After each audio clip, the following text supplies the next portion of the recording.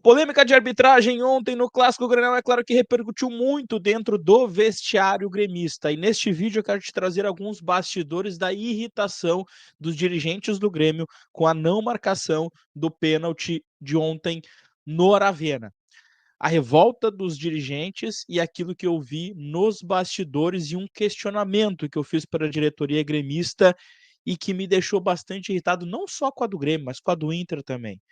Por que que o Grêmio, na prévia, não reclamou da escolha do Braulio Machado, de um cara que esteve envolvido em polêmicas recentemente?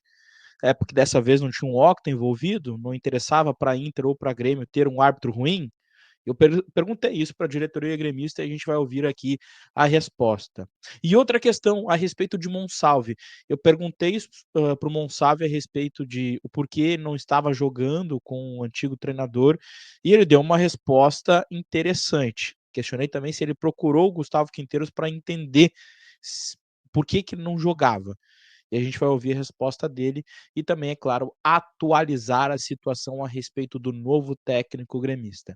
Será Mano Menezes? E se for ele, por que está demorando tanto? Por que está travando tanto? Por que o Grêmio ainda não anunciou o técnico Mano Menezes? Beleza? Mas antes eu quero pedir algumas coisas para vocês. Curte o vídeo, que é muito importante, te inscreve no canal, que eu estou iniciando esse projeto agora para falar também de Grêmio, tá? Ativa o sino das notificações para não perder nenhum conteúdo e dar essa força aqui no início do canal, porque a gente está trabalhando duro aqui para, né, conseguir as informações, para apurar as informações e trazer tudo muito bem detalhado para te atualizar a respeito de tudo, tá? A respeito do tricolor também, ok? Deixa eu falar primeiro sobre o ativo também, que é o estimulante do homem moderno. Esse vídeo tem um apoio, este canal tem um apoio de ativo. Para votar ser quem tu era na tua vida em casal. Ok? Bora lá. Quero trazer alguns vídeos aqui, algumas imagens, né, da repercussão do vestiário gremista ontem após o empate no Clássico Grenal e, é claro, após toda a polêmica que aconteceu em relação à arbitragem no jogo de ontem. Primeiro eu vou colocar esse vídeo que foi a partir né, na saída dos jogadores, tem a zona mista, os jogadores pararam para falar. Enquanto eu falava com o Marlon, Guto Peixoto chegou muito nervoso. Inclusive acabou batendo no meu microfone. E a gente vai ver essa imagem dando todo o tom, né, do quão estava irritado, não só, é claro, o Guto Peixoto, mas ele era o mais exaltado, o diretor de futebol, mas também como toda a direção gremista. Tá, em outras partidas marcaram pênalti contra nós sem hesitar. No lance claro eles não marcaram pênalti. Isso é muito estranho. Agora tá passando aqui, ó, o batalhão de choque, porque a arbitragem passou lá pelo lado, o presidente Alberto Guerra aqui junto com o Luiz Wagner. Vergonha! Fala aqui, Guto! Os jogadores passaram por lá. Bom, tá aí, né? Ele chegou a bater no meu microfone ali no momento e bastante irritado. E até um bastidor, assim, também quando a gente estava ali aguardando os jogadores saírem no banho para fazer uma segunda zona mista que os jogadores costumam fazer. Eu perguntei para a assessoria do Grêmio, né? Os diretores do Grêmio vão falar, todo mundo vai falar, e a frase que eu vi assim: hoje todo mundo fala, obviamente. E o Guto Peixoto, né, o Bagé cobra muito isso, né, da diretoria gremista. O Guto Peixoto talvez seja o cara mais efusivo, o cara que tem as palavras mais fortes, né, inclusive já se envolveu em polêmica ali recentemente, mas ele tem aí uma fala muito forte, uma fala institucional, que muitas vezes é importante você dar, né. E após o jogo, o Rossato se manifestou, o presidente se manifestou na entrevista coletiva, o Guto Peixoto estava conversando ali com a gente e eu pedi para ele uma entrevista, né, enquanto o Rossato falava ao lado. E eu senti que ele queria muito falar. Ele estava muito afim de falar. Ele estava muito afim de dar a sua versão, a sua declaração. E eu gosto muito disso no Guto Peixoto. Apesar de estar fazendo setor há muito pouco tempo de Grêmio, a gente percebe que ele é um gremista. A gente percebe que ele é um cara bem intencionado. E é um cara que tem fala forte. Mas eu fiz uma pergunta também, até de um certo ponto, questionando, né?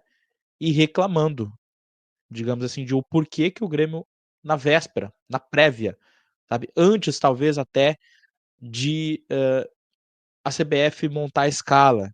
Por que o Grêmio já não fez com que a CBF não escalasse mais Braulio Machado, principalmente para jogos importantes em relação ao Grêmio? E ele respondeu isso e também deu a sua versão a respeito da arbitragem do Braulio Machado. E até repudiar a escolha do Braulio Machado? Cara, se todo clube for fazer isso agora, não tem campeonato, né? Cada um tem os seus preferidos e os seus... aqueles que não quer que apite seus jogos, tá? O que eu só acho estranho, e aí não falo nem pelo Grêmio, né? O Grêmio foi o grande prejudicado dessa noite, né? Muito prejudicado. Mas eu falo pelo clássico, né? Quer dizer, tu pegar um árbitro desses, que agora acabou de ter um grande problema no Campeonato Catarinense, né? Ele apitou o final do jogo e depois do final do jogo ele mudou uma decisão dele do jogo. Me explica isso. E aí esse árbitro é premiado com arbitragem num clássico Grenal, que é um clássico complicadíssimo, é um dos piores clássicos para se apitar no Brasil, né? Com todo o problema que já houve com a arbitragem no Campeonato Gaúcho, a comissão de arbitragem sabe disso, e escala um árbitro desses, que inclusive é o mesmo árbitro, se vocês vão lembrar, daquele jogo que o Renato tirou todo o banco de reservas e depois foi punido por isso, o mesmo árbitro. Ou seja, cara, tem já história suficiente de erros contra nós que minimamente a comissão deveria pensar um pouco e decidir por não colocá-lo num Grenal. Aí a fala do Guto Peixoto, e aqui vai a minha análise, tá? E eu já falei um pouco no início do vídeo. Quando era pro Octa Gaúcho, os dois times estavam muito atentos, né? A dupla Grenal estava muito atenta, né? Ah, não pode ser esse árbitro aqui, ou aquele cara lá é gremista, hein? Aquele cara já tem um problema com o D'Alessandro. Ah, esse cara aqui, ó, pô, não coloca árbitro gaúcho, bota árbitro de fora. Por que que se perdeu tanto interesse? Era um jogo importante de Campeonato Brasileiro, todo o Clássico Grenal era importante. Eu falo de Grêmio de Inter. Faltou sim uma preservação ao clássico. Faltou cuidar melhor do clássico e não permitir que o Braulio Machado estragasse, né, o espetáculo como estragou ontem. Mas enfim, agora eu quero virar a página, quero falar sobre o Miguel Monsalve, tá? O Monsalve, eu questionei ele a respeito por quê, tá? Por que ele não jogava com o Gustavo Quinteiros? Iniciou bem o ano, depois perdeu espaço. E olha o que ele respondeu. E depois linkando, a gente foi questionando mais. O vídeo tem uns cortezinhos de o porquê de si, por que ele não questionou ou se ele teve alguma conversa com o Gustavo Quinteiros a respeito da sua titularidade ou não. Veja o que ele disse, porque eu acho bem interessante. Miguel, você iniciou muito bem essa temporada no Campeonato Gaúcho, e aí vou fazer uma retrospectiva aqui. E aí você joga o clássico do Campeonato Gaúcho na primeira fase como titular e acaba depois de novo perdendo um espaço. Agora tu estás retornando de novo à titularidade após a saída do técnico Gustavo Quinteiros. Queria saber de ti se você já entende o porquê deixou de ganhar mais oportunidades e se você acha que a partir deste clássico Grenal você pode dar uma virada aqui no Grêmio, assumindo talvez um papel mais importante como protagonista e como até titular.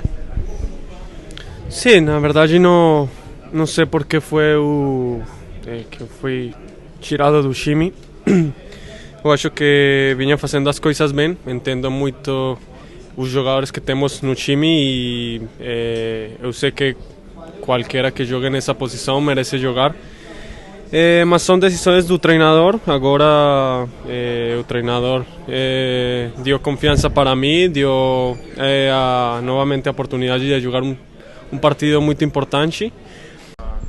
Essa obrigação de falar com o jogador. Tem alguns treinadores que gostam, alguns que não, mas a gente tem que trabalhar, tem que fazer o melhor que possa nos treinos com qualquer treinador que esteja e depois falar dentro do campo, que é o mais importante. Mas, Miguel, você chegou a procurar ele para conversar e entender por que não jogava? Não, eu acho que sempre minha forma, meu jeito de falar é dentro do campo, é dentro dos treinos. Eu estava trabalhando bem, eu estava jogando, acho que bem. Mas como falo, não falo com o treinador ou com treinadores porque eu acho que todo mundo merece jogar aqui. Para mim é um pouco de irrespeito falar com um treinador de por que não estou jogando, mas quando muita gente também está aí esperando a oportunidade, então eu só trabalho, eu só espero o momento. E aí a declaração do Miguel Monsalve, e eu senti que sim, tem ali uma certa mágoa, digamos assim, porque ele não tá jogando, que tecnicamente e do meio para frente ou do próprio meio campo ele é o jogador mais tecnicamente dotado da equipe do Grêmio, né? E a gente não conseguia compreender o porquê que ele não jogava.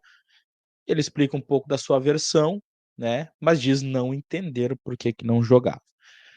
E para encerrar nesse vídeo, quero te informar a respeito da situação, a atualização do novo técnico gremista. Mano Menezes será o treinador? Tá muito perto de ser, mas assim, ó, o Grêmio ganhou um tempo, tá? O Grêmio não tem pressa para fechar com o Mano Menezes. Por que disso? O Grêmio mandou uma proposta para o Mano Menezes mandou uma contraproposta, e o Grêmio achou muito alto o valor que o Mano Menezes pediu. A informação do Juan Pablo Mendes, lá do Olé, é de que o valor seria R$1.200.000. Eu não sei se é um valor só para ele ou para a comissão técnica inteira. Geralmente o Mano leva consigo o Sidney Lobo e o Flávio de Oliveira, preparador físico. Eu não sei se o Grêmio vai aceitar trazer o Flávio de Oliveira, porque vocês vão lembrar, quando o Grêmio contrata o Rogerinho como preparador físico, a ideia era trazer um treinador que não tivesse preparador físico, ok? Seria o Caixinha não leva preparador físico. Só que o Caixinha não veio, sua situação ruiu, e aí o Grêmio foi para outras vias e contratou o Quinteiros, que trouxe um preparador físico.